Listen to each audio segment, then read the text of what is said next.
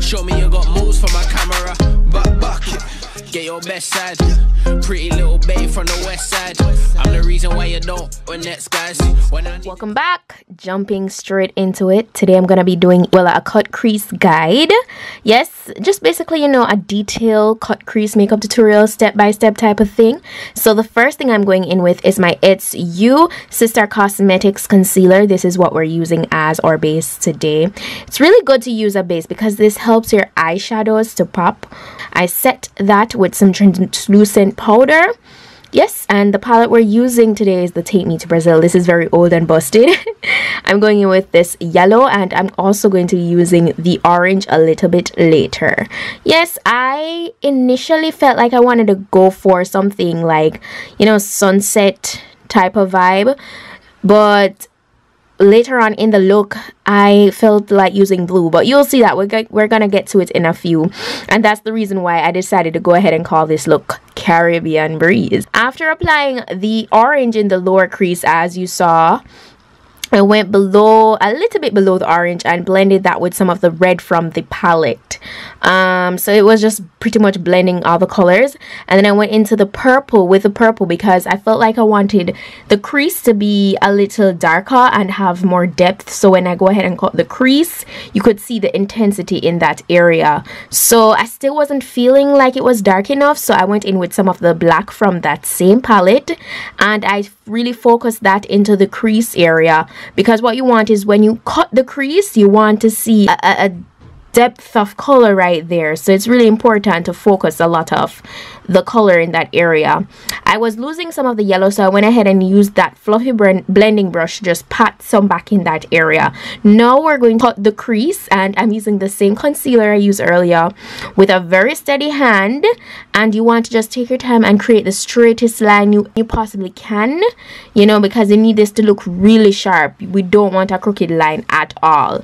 Yes, so after I do that, I pretty much just blend out the end there because I didn't want it to appear too sharp. Now for the lid color, I'm going to be using this very light blue from the palette, and I pat that into the inner portion of the crease. Well, not the crease, the lid. Yes, you want to use a patting motion because we're working with a matte color here, so you get the best color payoff when doing this motion. Now I'm going in with this purple, and this is what I applied to the outer part of the lid, and I used a smaller brush because I really wanted to get the best color payoff from this shadow, you know. So that's all I was doing. I was just blending the two colors together as I went along, and then I went in with some of that navy blue to just intensify the outer part of the crease. Yes, I went ahead and applied a little bit more yellow because I really wanted the yellow to stand out above the crease area for this look. Yeah, as you can see, I was finished with the shadow. I went ahead and did my liner. Guys, I do have a detailed wing eyeliner video. Please go ahead and check it out. It's gonna be the first link in the description box. Yes, so I went ahead and I lined my lower lash line and waterline. I'm going to be using this blue here to just smoke out my lower lash line. And I love the way it came off. It was just so pretty. For lashes today, I'm using the Makeup by Yolondo Luxury Mink lashes. I loved these lashes. Like, I'm so happy I got these. I'm going to be putting the specific name and everything in the description box.